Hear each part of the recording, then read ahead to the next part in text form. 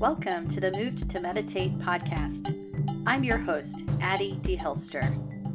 This is a place for vibrant discussions about mindfulness, movement practices, and ways to find more balance and presence in daily life.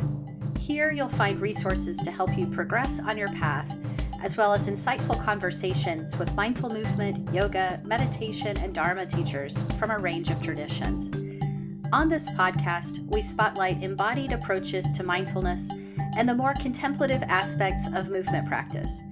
Listen in and connect to a community of like-minded practitioners.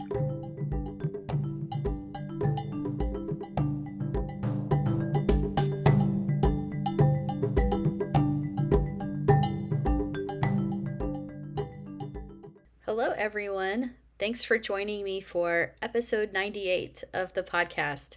I am thrilled to share this episode with you because it's a conversation with someone I really admire, Jivana Heyman. If you don't already know who Jivana is, he's the founder of the accessible yoga movement, and he's just such a wise, kind, steady voice in the yoga community. We're going to be talking about meditation in the yoga tradition and how to approach meditative practices in a way that's accessible and that feels relevant for our lives. You'll hear about Jivana's own personal journey of learning meditation, his thoughts on reframing asana, the physical practices of yoga, as meditation, and his perspective on why an inward practice like meditation is relevant right now in these uncertain times when the outer world clearly also needs our attention. We talked a bit about the differences between yogic and Buddhist philosophies and practices and the variety of different meditation styles within yoga. There is so much to dig into in this episode, and I think it will really leave you feeling empowered to find your own ways of practicing meditation, and hopefully you'll also feel inspired to stick with it. But first, I do have a few announcements and one request before we jump into the interview. The request is about the 100th episode of the podcast, which is coming right up. And I'm planning a special show with the theme of why we practice. And I want to include your voice on that show. So I'm asking listeners like you to go to my website and record a short message describing your practice, whether it's yoga, movement, meditation of some kind, and why you do it. So maybe you share just a few words on why you started your practice, or a little tidbit on why it's stuck with you or how it's helping you these days. My plan is to showcase these messages on the 100th episode, and I've received a few already. They've been so inspiring, and I'm really excited to just put this really cool, special, co-created episode together. It's really easy to go and record your message. You just find this button on the podcast page of my website, click it, and it will use your computer or your phone microphone to record you speaking. So it's no harder than leaving a voicemail. You can also email me a written response if you'd rather not record and hear your voice. So just keep it short and share a little bit about why you practice, and send this to me before August 24th so it can be included on the episode. You can go to movedtomeditate.yoga/podcast to record, or email me at mail@movedtomeditate.com. And of course, I will put all the links where they usually are in the show notes. Okay, also coming up soon is our next teacher masterclass. These are gatherings for any teachers or aspiring teachers of movement, yoga, meditation, mindfulness, or similar practices. And it's a space where we get together casually to meet others and to learn together. Our next meetup is August 24th, and our guest speaker is Chris McDonald from the Holistic Counseling Podcast. She's a licensed therapist and a yoga teacher, and we're going to discuss the mental health benefits of our practices and how to handle it when students get emotional in class, and more kind of topics along those lines. If you come to the Zoom call live, you can ask her your questions and meet your fellow teachers. It's donation-based, and all of the info is on my website. Again, check the show notes for all of the links. And one more reminder for now. The Mindful Movement Teacher Training is coming back this fall, and registration is now open.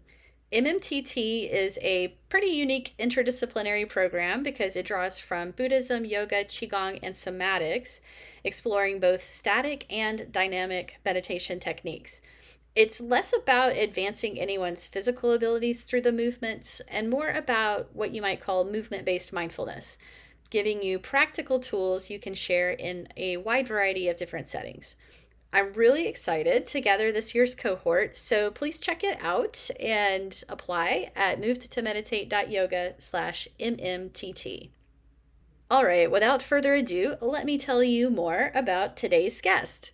Jivana Heyman is the founder and director of Accessible Yoga, an organization dedicated to increasing access to the yoga teachings and supporting yoga teachers.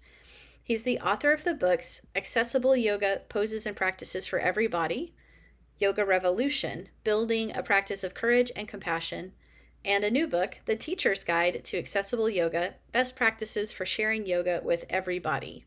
His books, classes, and trainings offer support to yoga teachers and yoga therapists in finding ways to bring creativity and collaboration into their teaching while still respecting the ancient yoga tradition. Okay, I hope you're excited to hear this conversation and that you'll enjoy it as much as I did. Here we go. Welcome, everyone. My guest today is Jivana Heyman, and I am so excited that he's here to talk with me about accessible meditation, which, if you've listened to this podcast before, you know that that is also my jam.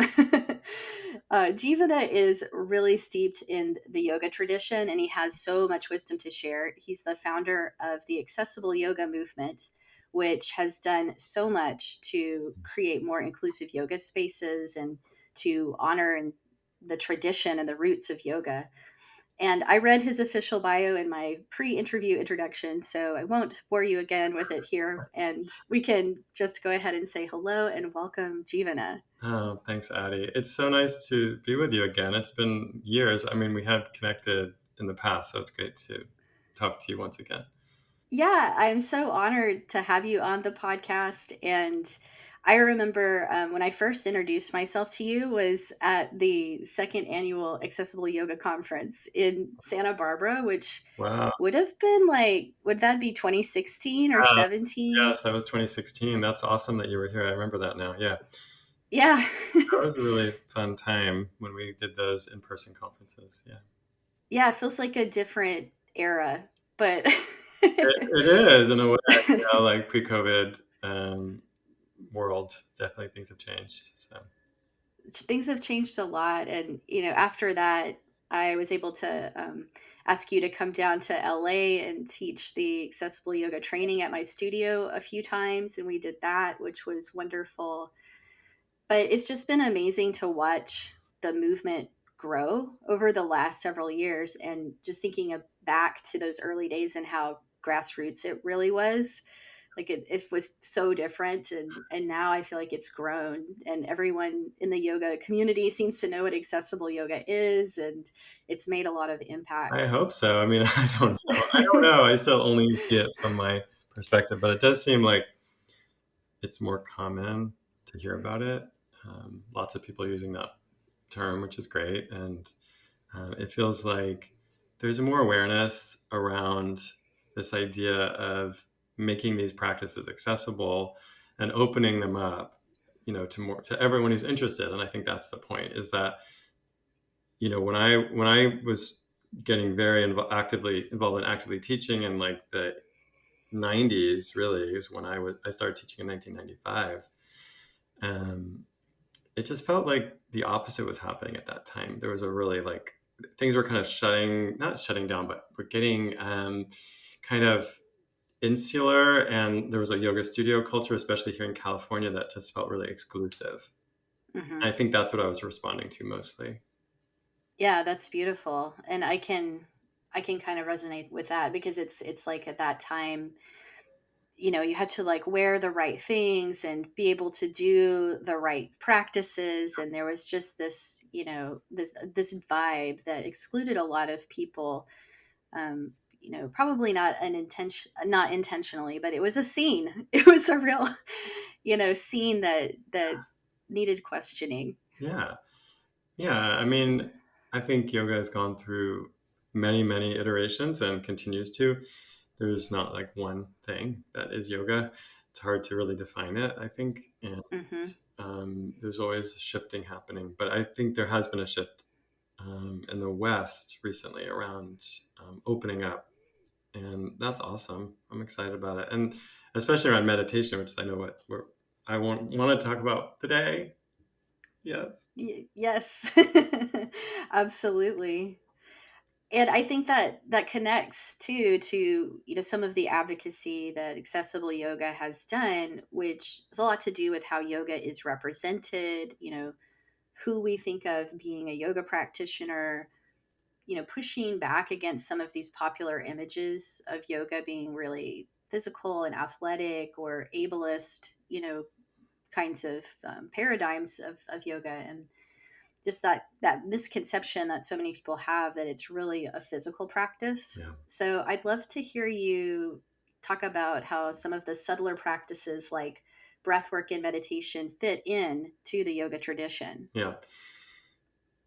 I mean, just regarding what you said, I agree. I think in a way, the identification of yoga with asana has been a barrier, but at the same time, I think there's some benefit there too. Like, I don't want to lose track of, and that is that, asana is also amazing. And Hmm. I've been thinking about a lot about how yoga teaches meditation. The tradition of meditation within the yoga tradition, is that what it is, a tradition?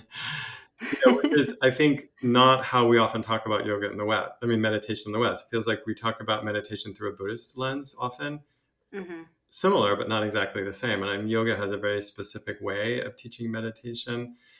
And part of that is that first we get in the body through asana and other physical practices. And I think the subtle practices that you asked about, part of the reason why I don't think they're that popular, like practices like pranayama and meditation, or maybe they're popular, but maybe not as popular in the yoga world as asana, is just that it's more subtle, it's harder to grasp. And so in a way, it's just, I don't know, I just think it's more challenging to practice them.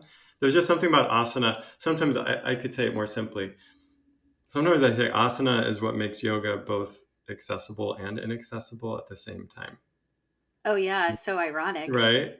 Like both, it's both and, because asana, it's so, I don't know, like tangible. Hmm. It's something we can just do with the body. And Hmm. so in a sense, everyone feels like they can do it. Oh, we'll just move like this. We can do a simple posture, a small movement, and there we're doing yoga. At the same time, like you said, the imagery and the idea, these expectations we have around doing these intense practices that we see as yoga through media mostly, or make yoga inaccessible and exclusive. So I think there's a some tension there. Hmm. Um, but again, it leads me to talking about how I think meditation in the yoga tradition incorporates asana and the physicality of the practice, being embodied first, like finding a comfortable posture.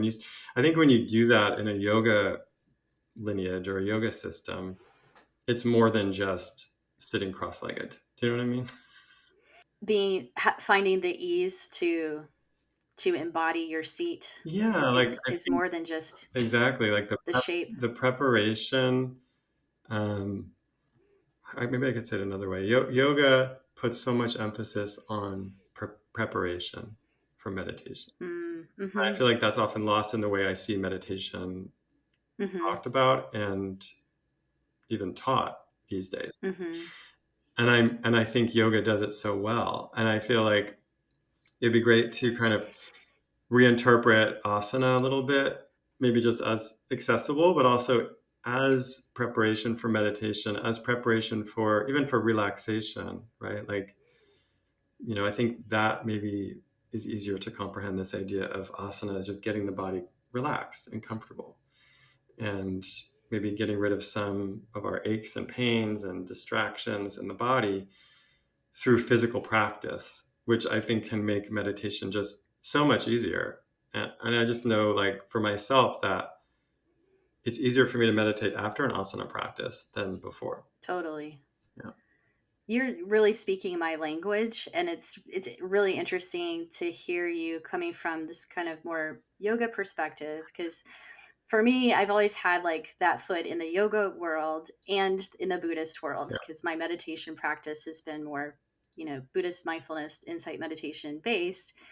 And it benefits from a movement practice for sure. exactly. And in that tradition, the first foundation of mindfulness is mindfulness of the body. Yes. So it's very embodied, but it doesn't always start with movement. And it feels like, for so many people, myself included, I don't think I would have been very successful in establishing my meditation practice without the years of yoga I did before that. Exactly. So, it's, in some ways we're very fortunate to have access to all these different practices these days, but Yeah. it can be tricky to kind of, you know, mix them together. But I'm very interested in like this piece you said about sort of reframing asana and the way we teach it and what we're trying to do with asana. Yeah. I'm all about, like, when teaching asana, can we make space for looking for those moments of meditation that are happening while we're in the posture or while we're doing a movement, Mhm. like when you Yeah. steady your focus, like you're practicing concentration, Mhm. when you feel sensations in the body, you're practicing mindfulness of the body. There's so many things I think we could be pointing out that are happening. We could develop them further if we were sort of onto that, you know? Yeah. Does that make sense? Totally. I totally agree. I think well, I should say that this is very much in the front of my mind because I'm writing a book about this Oh, cool. Great. about accessible meditation, and I'm kind of in the middle of it. Um, I don't know when it'll be done, but it's it's great to talk about it because it's so much what I'm literally writing about like today, and I feel like yeah, it's been. I guess the reason I'm writing the book is I think this is a conversation that needs to happen. I think what you described is very common. A lot of people go to yoga for the physical practice and then go to Buddhism for the meditation practice, and that's fine. Hmm. Like I have no problem with that. But I also think there is another way, and that is to reframe yoga as meditation. Hmm. Even when I say that, I cringe because honestly, my understanding is that yoga is meditation. That you're actually it's a false dichotomy that we've created. Yeah. There is no separation. I think That's why reframe is the key word, because it's about how we're thinking of it. It's not inherent no. in the yoga. Yeah, and I think that's why what you were just saying about looking for the meditation and asana, I would go even further. Like I totally agree with you, and I'd say actually, I think you can't have it. It's not yoga if there isn't meditation. Like, you know what I mean? You can have movement and Hmm. exercise. Like, when you make it, when you're doing yoga, quote unquote, doing yoga, and I'm doing a pose, I'm practicing an asana. What is it that makes it yoga? Because there could be almost the same movement in an exercise class. It could Hmm. be stretching. Hmm. But what is it that makes it yoga? And I really think what makes it yoga is some meditative focus, some meditation Yeah. or mindfulness, whatever you want to call it. That mental piece is the key, actually. And that's Hmm. why I was saying, like, to me, I don't think yoga and meditation are really two different things, you know? Right on. I agree. Yeah, absolutely. And I feel like there's, just like with, how there's misconceptions about yoga and asana and who can or cannot do it or Yeah. what it looks like, the same exists in a different way with meditation. And a lot of times, Hmm. people will say, oh, I really can't meditate because I can't sit still, Right. or some variation of that. So I feel like this piece, bringing the meditative skills into the movement practice, or really just drawing them out more clearly and using the asana as a platform to help people discover that they do in fact have the ability to meditate. This can make the benefits of meditation much more available to a lot of people. Yeah.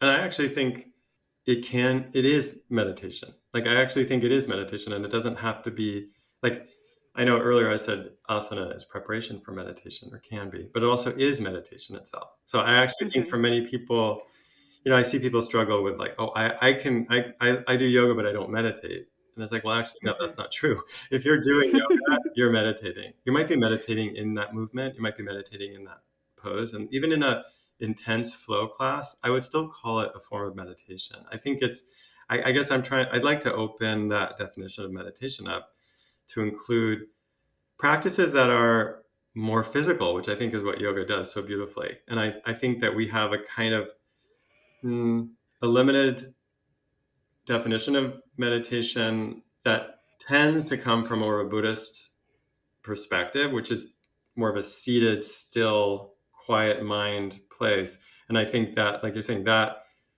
can feel exclusive and not welcoming to a lot of people. So I think, yeah, I think that's what we're saying is like reframing or just reconsidering how yoga is meditation and how even movement can be a meditative practice. And for many people, I think even for me, it's taken a long time to work on sitting quietly. I'm very active. My mind is very busy, and it's just hard for me to sit quietly. And so I have a kind of, I do a lot of different things in my practice. And, it's like yoga offers us even more than asana. I think there's a tradition, there's so many paths in yoga. There's like the devotional practices of chanting and using mantra and having an altar and images like that, that you can feel connected to emotionally. And I think that piece is a beautiful part of yoga that can really help with meditation. There's self-inquiry like jnana yoga. That also can be amazing in a yoga practice to be reflective and ask yourself questions and really start having kind of like a relationship with your own mind. And then, of course, there's action like service and trying to bring a meditative quality into daily life, which is really the goal, but the biggest challenge of all. So, and then, of course, there's traditional like Raja Yoga, the classical teachings, which are more like, following ethical guidelines, using classical yoga approaches of like asana, pranayama, and seated meditation. I guess what I'm trying to say is I think there's a lot of different teachings in the yoga world or in the yoga tradition that can support different ways of meditating and make it more accessible. Hmm. And even, going back to what you've said, that perhaps people are sort of drawing their image of meditation more from the Buddhist side. Even within that, there's walking Yeah. meditation. There's lots of practices that are not just stationary seated Yeah. meditation. There's reclining meditation. And really the idea is to be, your formal practice is just a training to help you cultivate the skills so you can practice mindfulness throughout all of your Yeah. activities. Right. So it isn't ever really meant to be just restricted to that um, seated meditation. We have the images and the statues, and they're inspiring, but that isn't the limitation of what meditation is. Right. And it's funny because as I'm writing, I'm noticing that it's like I'm not trying to disagree with Buddhist teaching on meditation because I feel like there's so much wisdom and Hmm. amazing, just amazingness there. But I do feel like, and of course, Buddhism really came out of yoga. I mean, a lot of it is Hmm. similar. There's a lot of the same ideas that were maybe evolved more from the Buddha and other teachers since then. But I feel like if you go back to the yoga teachings, there's so much there. There's so much wisdom and kind of, I don't know, practicality in yoga. And I also think yoga is incredibly diverse. There isn't one tradition. There is so Yeah. many traditions, and sometimes they're even contradictory. So, Hmm. I mean, I'm definitely picking and choosing things that I like because, yeah, because I just feel like that's what we have an opportunity for. I feel very like grateful, like you said, to have access to these teachings. I'm very grateful to the people of South Asia who've kept yoga alive for literally thousands of years, and it's incredible to get to practice and teach it. But I feel like it's really part of my way of showing respect is to make it alive now, Mm. is to try to keep it going and to try to find ways to apply it to our contemporary lives, which I think is happening already. I mean, obviously asana is very, very popular, but I think some of the more subtle practices in yoga are not as popular, and I think they need to be or could be. I think they could be if people came to understand some of the benefits of such practices and the practicality and portability of something like Mm. just doing a breath exercise while you're in your car waiting to go to an appointment, or just for example, you can't Yeah. you can't do a warrior two in that situation, right? But maybe you could do a little pranayama. Yeah, well, maybe you could do it in your mind. I think I do a lot of visualizing and my practice and thinking of my practice. And I find that really helps. Sometimes I even, if I'm in a stressful situation, I'll like picture myself in my practice. Like I'll just think of something I like to do and like picture myself doing it. Do you know what I'm saying? And like that brings me into that space. Do you know what I I'm love saying? that. Not even doing the practice necessarily, just remembering it. Wow, that's amazing you could do that. I am not a good visualizer. It's hard for me to call up an image like that, so I would probably access that in a different way. Yeah, But that's interesting. yeah, But that's do you interesting. It works for you have you. a space where you sit or you do your practice? Hmm. Can you picture that place in your mind, or is it hard? It's like if I picture it, it's sort of kind of incomplete Yeah, and not the most powerful way for me to do it, but it that might be like more of feeling maybe. recalling a thought or a phrase or an embodied sensation Yeah, from the experience. yeah, that's even better. Yeah, something, right? But I take your point that it doesn't always have to be like we have to stand up and stretch out and do a physical Mhm. posture to recall, you know, the practice and to call upon it in a moment. Right, because going back to what we said earlier, yoga is meditation, and so yoga practice to me is about working with my mind and getting my mind focused in some way. And so, actually, what's happening on the mental layer is actually the most important thing that's happening in a yoga practice. Hmm. So, even if it doesn't really matter what my body's doing, to be honest, it actually matters more what my mind is doing. You can't see yoga from the outside. I can't tell if someone's practicing or not. It's a completely internal experience. I think that's a really interesting point when we talk about like yoga is beneficial for stress relief. And that is not just about like releasing tension from your muscles, Hmm. right? There's a deeper process unfolding when we're practicing that contributes to the release of stress or looking at things in a new way or approaching things in a different way or just knowing that we can breathe through a challenging moment or whatever it might be that we learn on the mat. I think it is this integrated process of mind and body. Hmm. Yeah, I mean, it's interesting to think about stress. I think, to me, if I look at the teachings, if you look at the Yoga Sutras of Patanjali or the Bhagavad Gita or the Upanishads, which I think is the main places we find information currently about what yoga is from a traditional place. And of course, you could say you can include Hatha Yoga Pradipika, which is like for the asanas, and pranayama.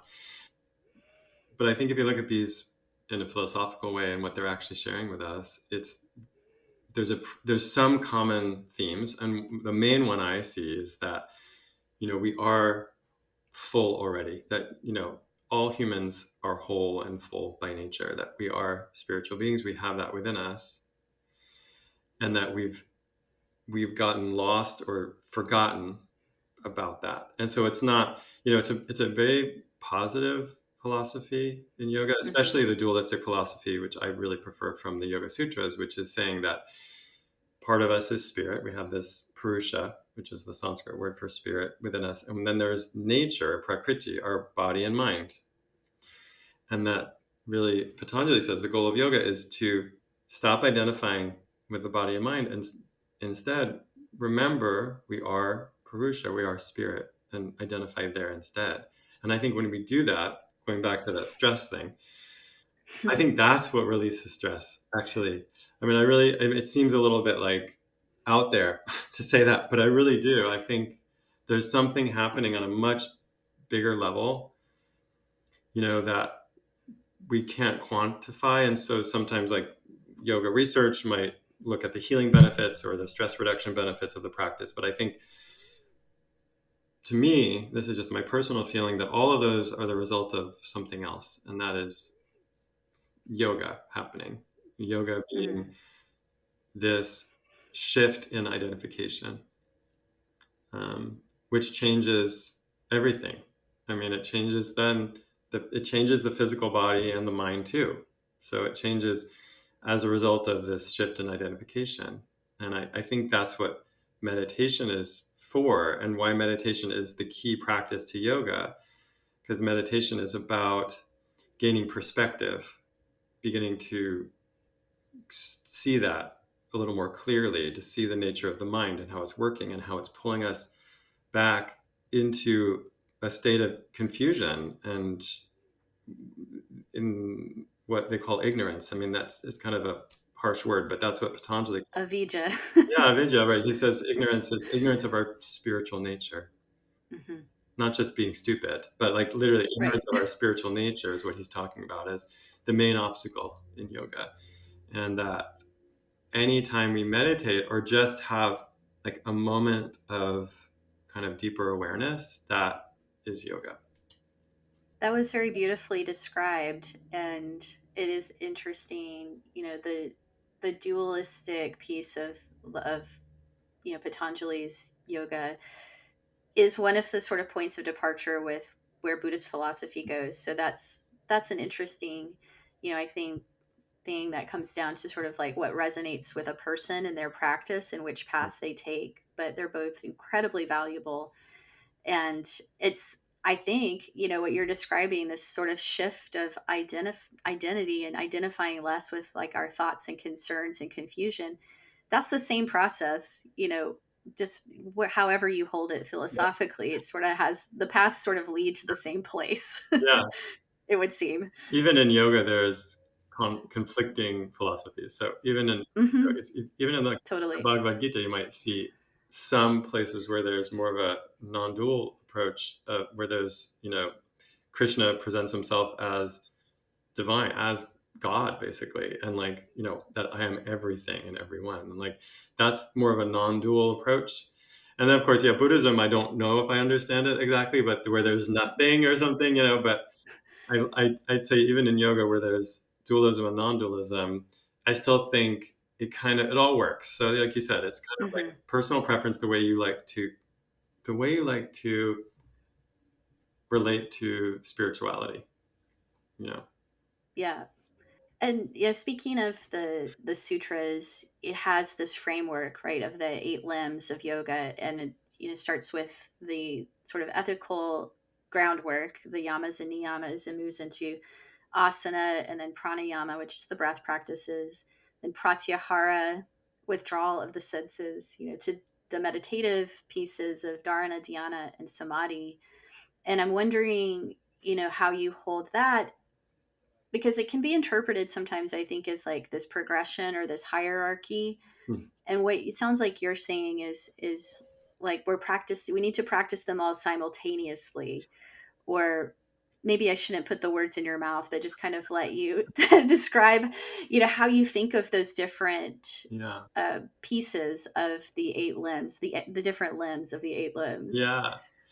Well, one thing I'd say about the eight limbs is that what I find really interesting about them, and sometimes forgotten or not discussed, is where they're placed in the sutras. That they come around the middle of this chapter 2, which is the section on practice, how to practice yoga, and that's the section where Patanjali has just described our human condition and the challenges we have, where he talks about the obstacles. We mentioned one of one of the kleshas, and then he also talks about pain and suffering, and that future suffering is avoidable. And he says the way to avoid future suffering is to actually separate those two things I mentioned before: the Purusha, spirit, from Prakriti, our body, mind, and creation in general.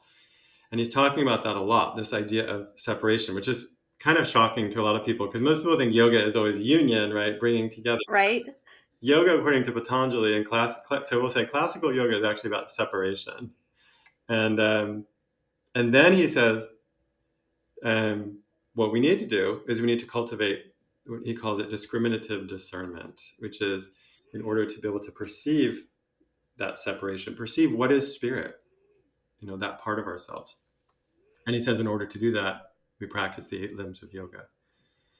And I feel like that's interesting kind of, what do you call it? Context, because he's saying all of those things, all those practices exist so that we can actually cultivate wisdom. He says wisdom and discriminative discernment, viveka khyati, which is the state of like clear perception, to see Mm-hmm. reality clearly and not have your vision clouded by ego and attachment and all those things.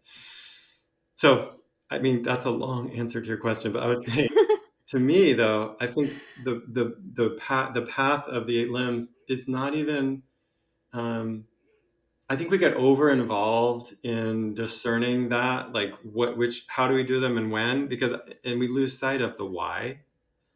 And Mm. I think that the why is for realization. The why is to recognize our spirit and to realize that we have that within us already, that we don't have to get somewhere. Because I sometimes think the 8 limbs it has an idea of progressive, and it might be progressive for some people, but like, what is it almost becomes goal oriented. And Mm-hmm.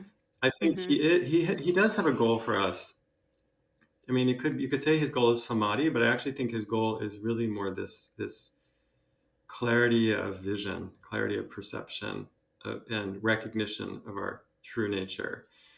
And with that in mind, I think all of the practices are essential, and that it's maybe preference and ability.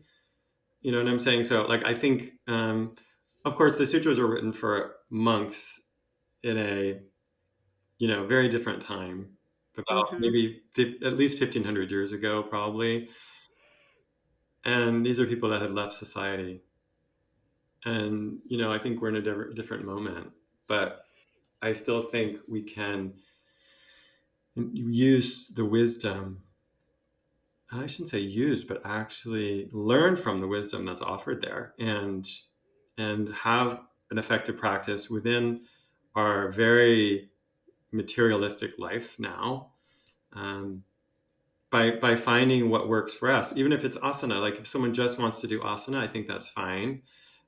I think that,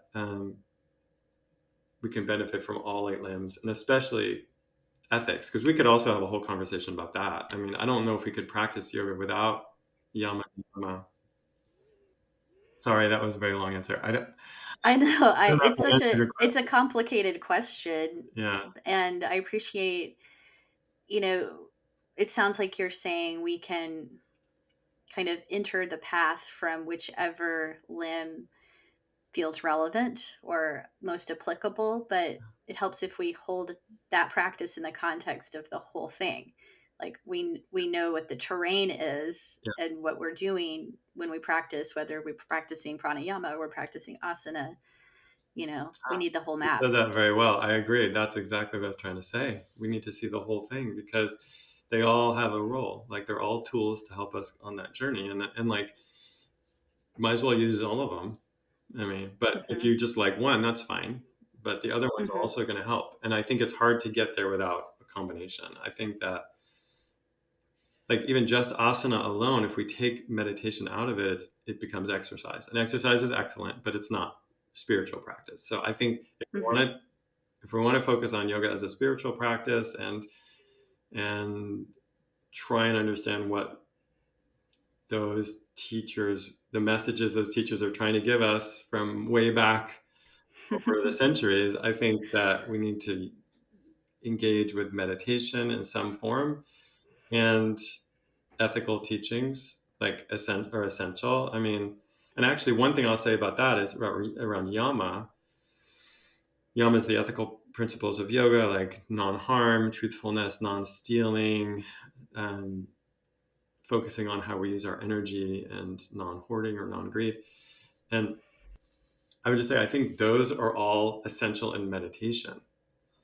They all support a meditation practice because, and I think that's what Patanjali was trying to do. I don't think he was offering us ethical guidelines as prescriptive rules for society. I mean, he wasn't interested in sociology. He's interested in internal spiritual evolution. So his focus was on how do those ethical precepts help us in our internal world. And so, like, how does non-harm help your meditation practice? Do you know what I'm saying? Mm-hmm. Because if you're causing harm, it's harder to sit in meditation because your mind is disturbed by that. If you're lying, that's what I always say. If I'm lying, it's harder to sit in meditation because my mind is having to think about keeping those lies going. But I never lie, so I wouldn't know. Yeah. That's not what's disrupting to your meditation on a daily No, I'm basis. lying. I'm kidding. That was a joke. But I'm just saying, like, I think that's the point of yama is mostly to help us with our internal relationship with ourselves. That makes sense. Yeah, so we're not in conflict with ourselves and generating a lot of internal drama that would, obviously make it a lot more challenging to reflect and turn inward and practice, meditation But that without a does lot of affect, squirming. it does affect our action. So I'm not saying that it's not about the world. It is about the world. It's about how we Yeah. act in the world so that we can have a relationship with ourselves. So I'm just saying I think they are external also, Yeah. but not so much as just rules for the world, but rules for us personally to Mhm. benefit from. Like Mhm. they're act. Sometimes I say, I think in my book Yoga Revolution, I talk about it quite a bit actually. That the ethical guidelines are boundaries. Personally, they personally protect us from further suffering. So they're actually a protective mechanism for the Mhm. mind. Absolutely. Yeah, that totally makes sense.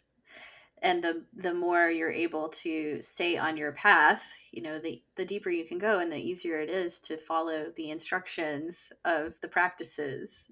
Hmm. I'm curious to ask how you started your meditation practice. Meditation in kind of that classical seated meditation sense. In addition to your asana, and kind of like where you learned that and what that journey has been like for you.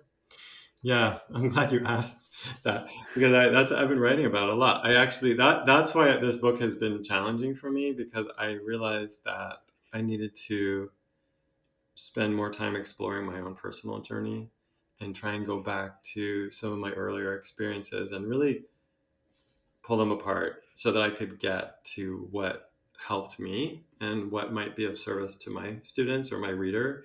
And I mean, I have a long story, but I could summarize to say that I was lucky enough to learn yoga and meditation from my grandmother. She was an amazing person who was, I don't even know where to start with her, but like she just was very kind of conscious and aware of what was going on around her and like had as a young child she had medical problems and there was no answer for them, and so she'd always look to, even as a young child, like to alternative medicine and to spirituality, and had just this really amazing journey in her life. And then of course she lived in California, so during like the 50s and the 60s yoga and meditation were very much happening here, and she was in Mm-hmm. LA.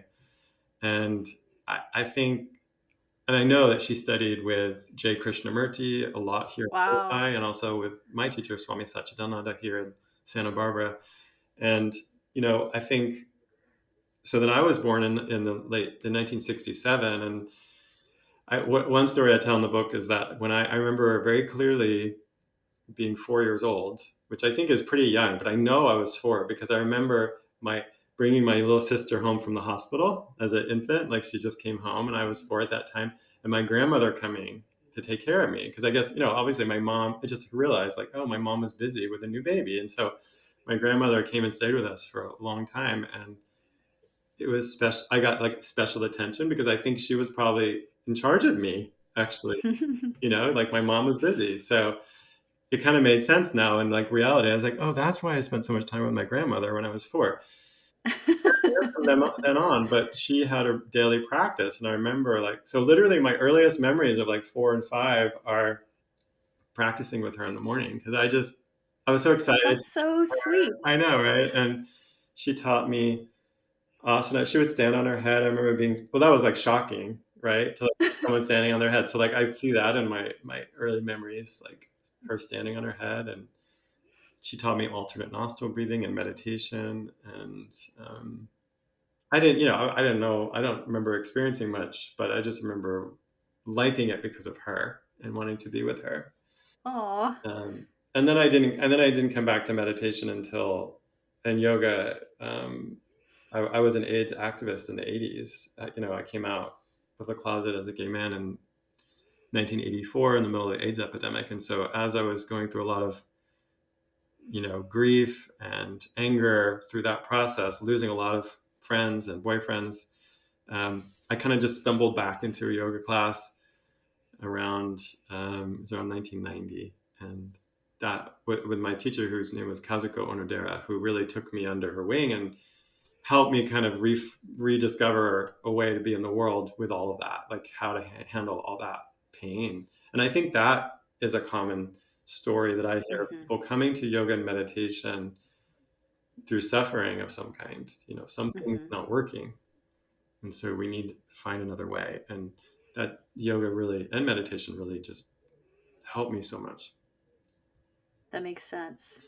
Did you start with asana and then start to explore the other practices a little Yeah, later? she had well, she was an interesting teacher. She was Japanese American, and she had a very traditional kind of Japanese approach to teaching that she kind of wanted me to be like her apprentice. So she would we would spend a lot of time together, and we would do a lot of other activities, like we would garden and cook, and like Hmm. I just kind of she kind of adopted me because I was like a lost boy. And thank God, she really took me under her wing and like she kind of showed me how to be human again. Like, oh wow, I can take care of myself. I was just destroyed. And so she kind of put me back together. And a big part of her practice was meditation. I mean, she would sit for hours a day. And so we would do asana, and then we'd sit for, meditation for half an hour. She was part of the lineage I became part of, integral yoga, and my teacher was Swami Satchidananda.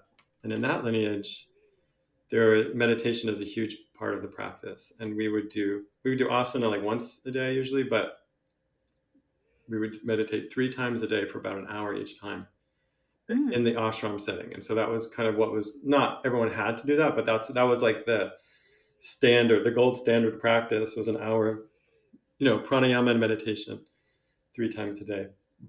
Which really, I mean, I did that for a while, and it really helped me understand meditation and how hard it is. It is hard.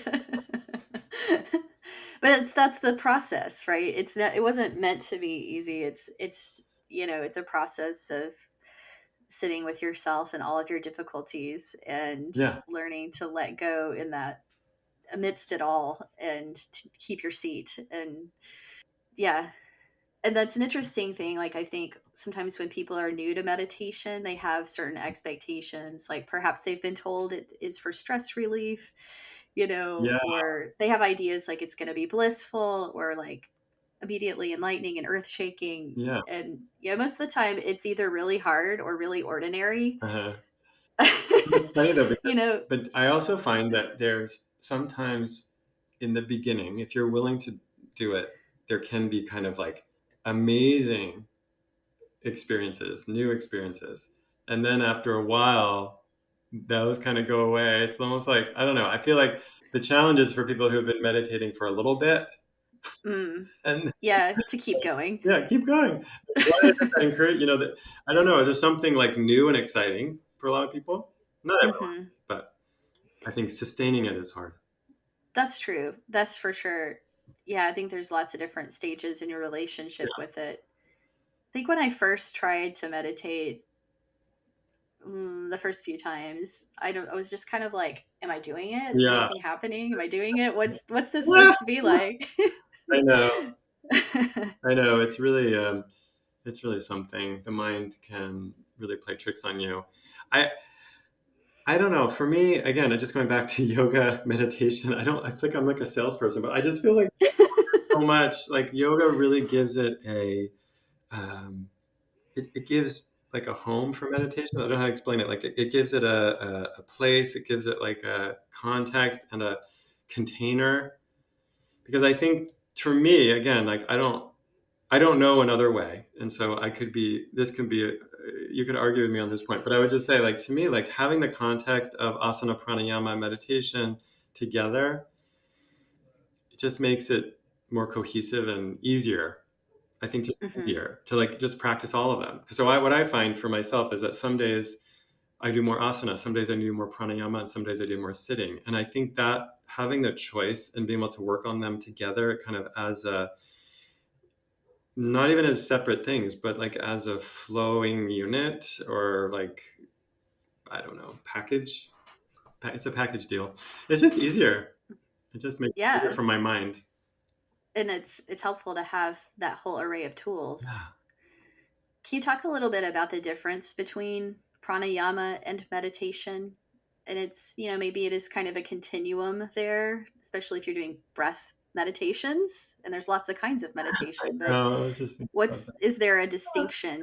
that's an excellent question. Like, I know, is there a difference between pranayama and breath meditation?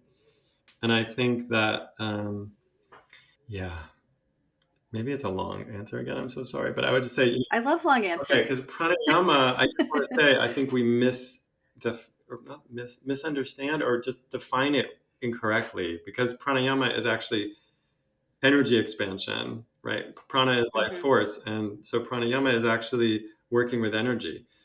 It's not the breath. And so then it's like, well, actually,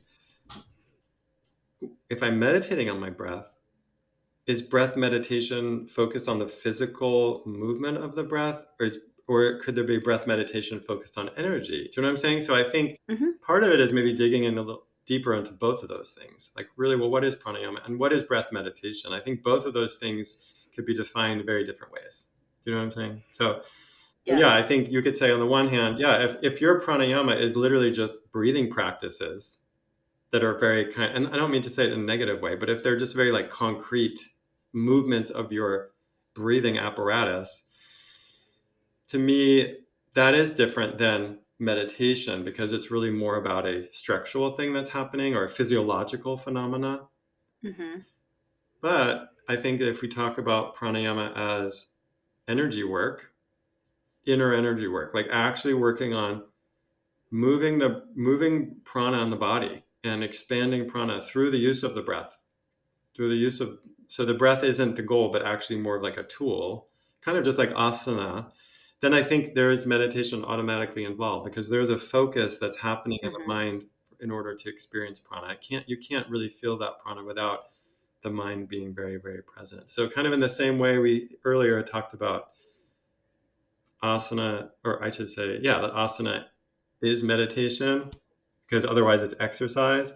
I think pranayama is meditation, otherwise it's breathing practices. And then there's a question still about, well, what is it to meditate on the breath?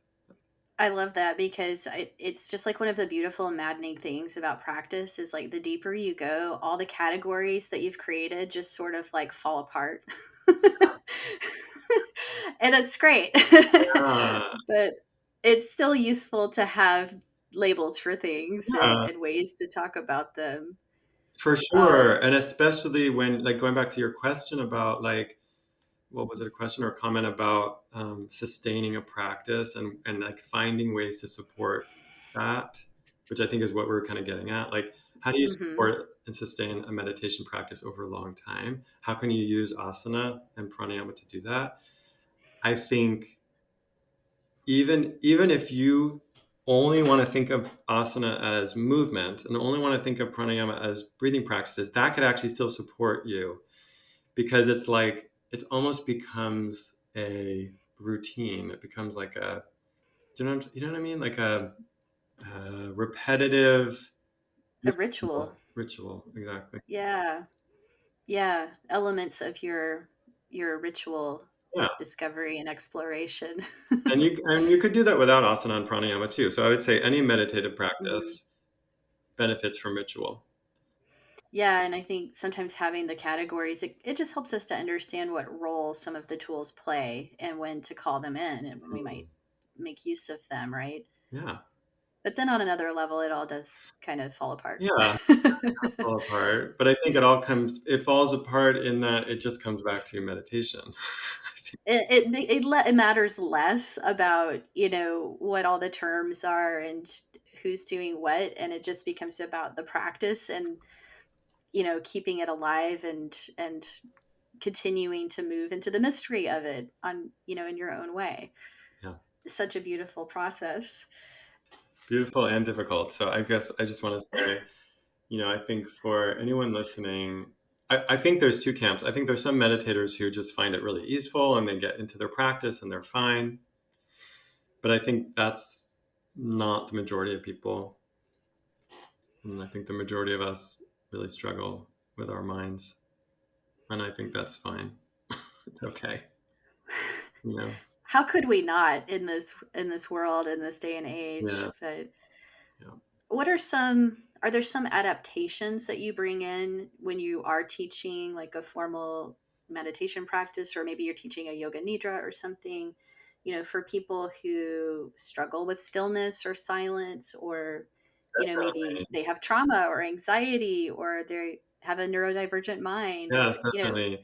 We have a series going on at Accessible Yoga right now on neurodiversity, mental health, and yoga. And that's a big part of my book is looking at that, is looking at what practices can be used if your mind works differently. And like, I think most of us do. Actually, our last speaker, Zella Monzi, who's an amazing teacher, was saying that neurodiversity is all of us. yeah. We're all neurodiverse. But then neurodivergent might be someone whose mind works a little bit different. And I think my experience has been that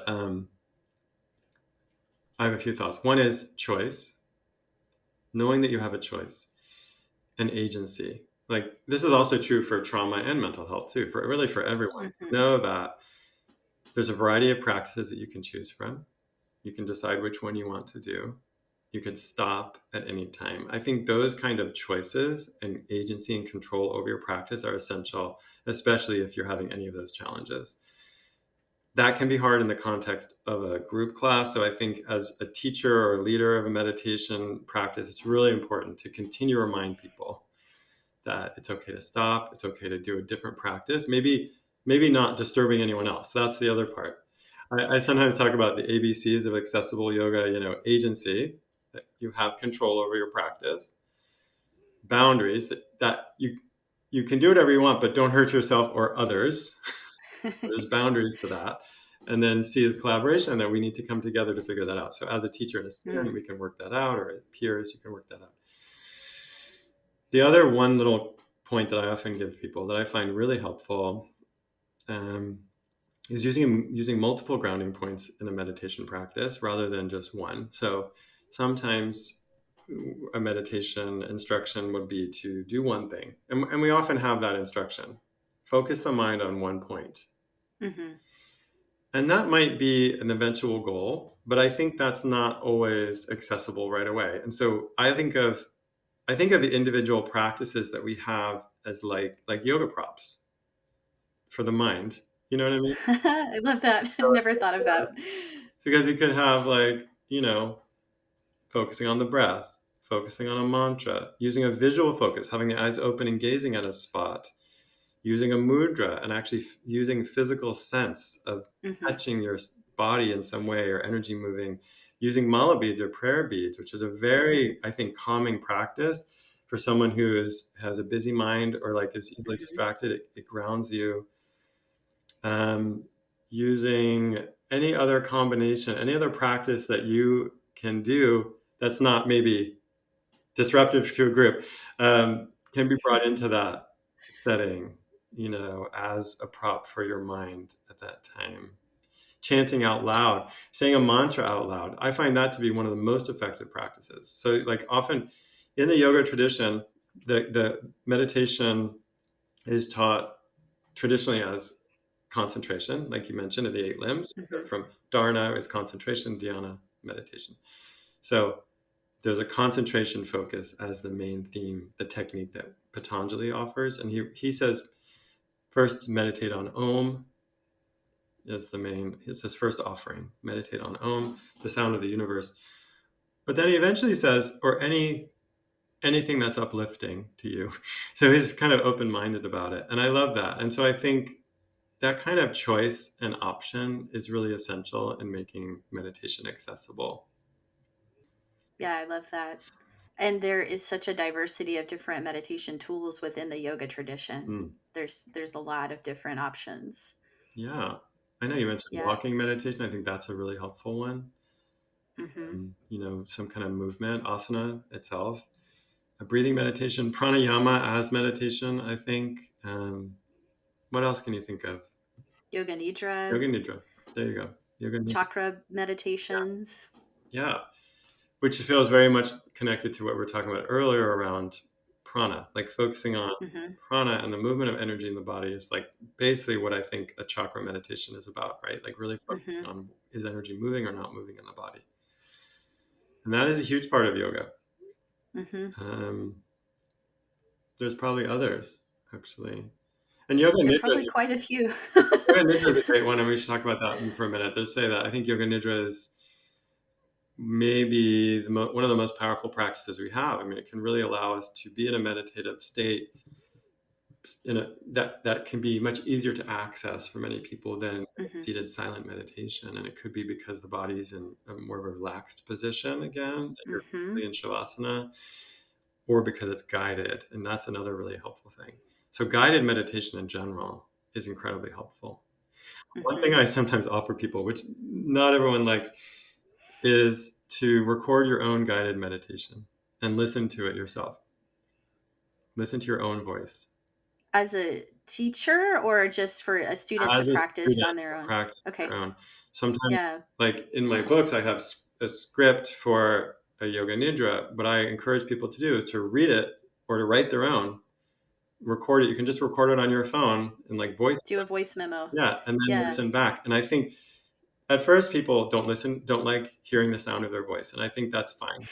But if you can get over that, I actually think there is something so profound about leading yourself through that practice. I love that.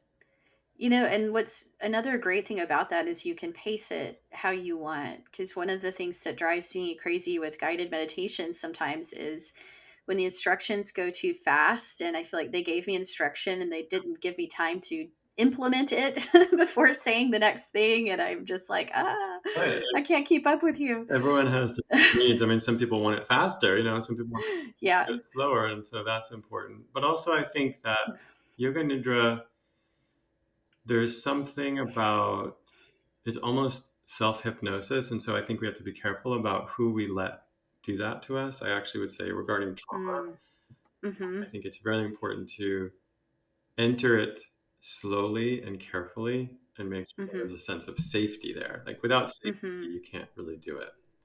Who better to guide you than yourself? Yeah, hopefully. I mean, again, I get that it can be a lot of people are going to just laugh at that idea, but I think it's kind of brilliant. It's actually like, if you're somebody who, like most of us, have that like inner critic voice in our yeah, minds, like this is a really creative way to actually insert your own voice into your mind in a positive way and like kind of retrain some of those patterns and hear yourself speaking kindly and guiding yourself. That's kind of I know. neat. I mean, it kind of reminds me a little bit of like affirmations and Louise Hay and all that, which is, half true and half just silly. But there's something, yeah, something about that inner voice that's so important. I agree. And I would say that's a big part of meditation practice in general, is actually being conscious of your inner voice.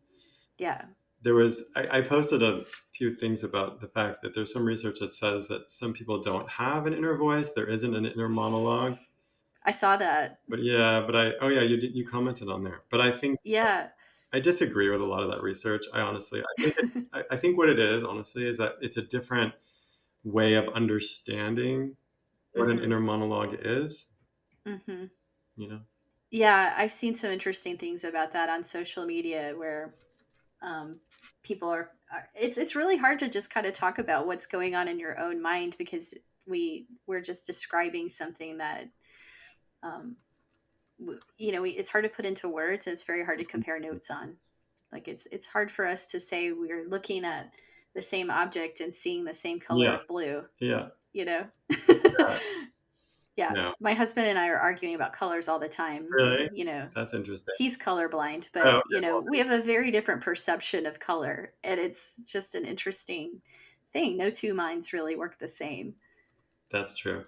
And I think that's so beautiful.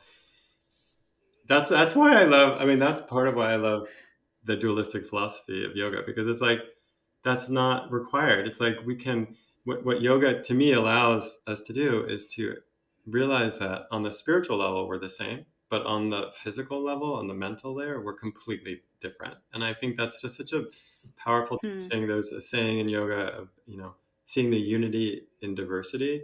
And it's like, Mm-hmm.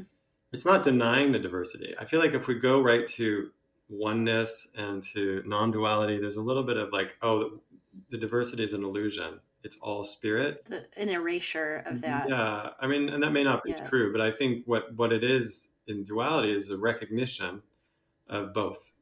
Both are the creation is here. My body and my mind are here. I'm actually here, and there's something going on with me physically, like for sure. At the same time, part of me is not, I wouldn't say separate, but there's part of me that is unchanging. And I think that's what it is, like to connect to the part of me that is constantly changing, my mind mostly and my body, Mm-hmm. and the part of me that is unchanging, eternal. Mm-hmm. That's what yoga is trying to get us to do, and meditation. Mm-hmm. Beautiful. Before we start to wrap up, I just wanted to ask, how you think meditation is relevant in the world today. Because I know sometimes there's criticism of, well, you're not really helping things if you're just sitting on your cushion and looking inward while the world is burning, right? So I wonder if you think, I have a sense you do think that meditation has something to offer us, with all that, the craziness and uncertainty Yeah, that I we're mean, facing. actually, that's why I wrote that my second book, Yoga Revolution. I mean, if people are interested in that question, I would recommend they read it. I think it's an exploration of yoga philosophy with that question in mind. It's like, why practice? And I think so. Literally, I have a book's worth of answers for you, but I would just say, I think it comes down to me, it comes down to service and understanding, especially in the yoga tradition, understand the role of service, karma yoga or seva, because I think in order to be present and loving and of service to the world, whether it's your partner, your family, your neighbors, your friends, or the greater world, we have to work on ourselves first. And that happens through meditation. Through meditation and other spiritual practices, I think we can do the inner work to make us maybe cause less harm in the world, which would be Yeah, awesome. Like maybe if we just took care of ourselves through these practices, we wouldn't be creating so many problems out there, um, and potentially do some good, right? Potentially, but I think service is the unwritten rule of spirituality, or I should say, like maybe the unspoken goal, mm, that I understand why we're doing this anyway. We don't practice just for our own personal enlightenment. We're actually practicing to be of service to the world or to others or to the divine, whatever it is you choose to focus on. But that's the goal here, actually. that's really helpful. Yeah, thank you for articulating that. Oh, good. I know it's like one of the questions of our our times for people who are interested in these practices and care about the nature of the world that we live in. Yeah. I actually think that if all the people practicing yoga and meditation around the world, I mean, we're talking about millions and millions of people. Hmm. I think if they really engaged in these practices deeply, and I'm sure most of them do, but I think, wow, the transformation that would occur in the world, there would be so much Hmm. less harm done if people could do that inner work that Yeah, spirituality requires. yeah.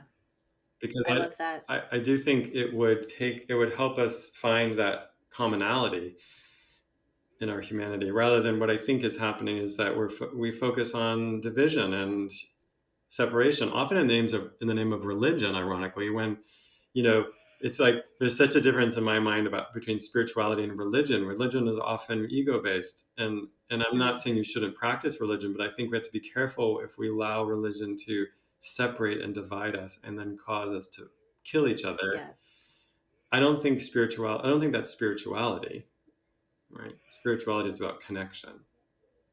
yeah. And we need more connection and more empathy and more compassion in the world For sure. desperately. Yeah. Yeah.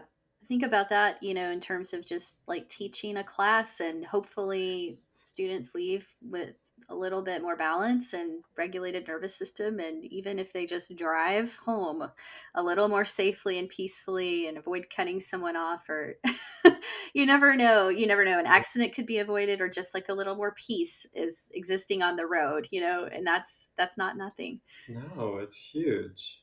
I think it's huge. I think, yeah, I think we have a lot more power than we realize, Hmm. and that we also have access to incredibly effective tools through yoga and meditation that I don't think most people use them to their fullest extent. And I think that they're right there for you. You know, if you're needing something, if you're looking for something and you feel stuck or you're suffering in some way, I think the answer is there. I think it's inside of you actually, but I think these Hmm. tools are there for you. And I again just feel I'm just feeling so grateful for them myself. I still struggle all the time, but thank God, thank God I have some support through yoga and meditation. Yeah, same. I don't know what I would do without my practice, and it's interesting because I started practicing when I was like 20 because I was stressed out and kind of existential about what the heck is any of this anyway. And so no wonder I found yoga. Yeah, But it's always been my go-to in moments of need, and it's there for you, like even in really difficult times. Even if you're not doing what looks like a practice all the time that you have practiced, it's there for you. yeah. Yeah. That's when it's needed, and that's the point. The point is actually to have it for those times. Yeah. You do the practice when you're feeling good, so that when you're not, you have it. You have the support. And sometimes I Exactly. say, you even if you have a place where you like to sit in meditation, and it's good, I think, to have a space that you use, because, of course, you can meditate anywhere, but I think having like one physical space will support you when you need it. So, like, I go to my mat for support. Do you know what I'm saying? Like, I go there Hmm. to when I need to feel better. It's not just like because I'm supposed to. I don't know. Do you know what I'm saying? Like, I Yeah, it's like a positive form of conditioning. yeah, Like you can use conditioning in a good way, like yeah, to train ourselves to, like, when I'm on my mat, I have, access to all the tools I need, and or it's sort of like something there's a resonance there from all the previous right. And practice. that's what I was even saying about remembering. So even if I don't do practice, I can think of it and it's there Hmm. because of that. So whether it's about like picturing it in your mind, which may not work for everyone, but remembering it, that's the key. Yeah, there are different ways to remember it. Yeah. Well, I think this is clearly a topic you and I could talk about at great length, I think we have but already. I'm sensitive to the time, and I really appreciate your generosity for taking the time to have this conversation today. Would you like to share where people can learn more about your work or find your books or other offerings that you might have available? Sure. Thanks for your great questions and for I love this topic too. I'm really excited and the timing's great. You helped me think through things that I'm working on in the book, so I appreciate that. Anytime. Yeah, and I would say, yeah, I mean, my website is jivanaheyman.com, but also you can go to accessibleyogaschool.com or find me on Instagram at Jivana Heyman or at Accessible Yoga. And yeah, my books should be available anywhere you buy books, and I would love for people to buy them. My first book, Accessible Yoga, which is really more just like basic adapting poses. And then Yoga Revolution, I mentioned, which is around this question of why practice and yoga philosophy. And then my last book is The Teacher's Guide to Accessible Yoga, which is really support for yoga teachers and meditation guides as well. And hopefully a new one coming sometime. Good luck with that process. Thank you. It is challenging. Yeah. Yeah, I know I'm working on a project like that too. It Yeah. is challenging. That's awesome. Are you writing a book? I am. It's about teaching mindful movement, and Oh, it has some similar themes about, awesome. that we've been talking about today. So Great. but it's hard. It's not an easy Yeah. process to put thoughts coherently down onto Oh my paper. gosh, And no, it's not. yeah. Very challenging. It's interesting how hard it is. It's like talking with you has been so easy, and then when I go to sit to write, it's like So Yeah. yeah, I'm working on it. Well, I'm glad this conversation has felt easy, and I'm so excited about your new project. And You too. yeah, Good luck. keep me posted when that comes out, but we'll be sure to share it. Yeah, I'd love to know about yours. I'll tell you more in just a moment. Well, but let's wrap this recording up. And again, thank you so much for taking the time today, Jivana. It's been a wonderful conversation. Thank you. Thanks for having me. So that's today's episode.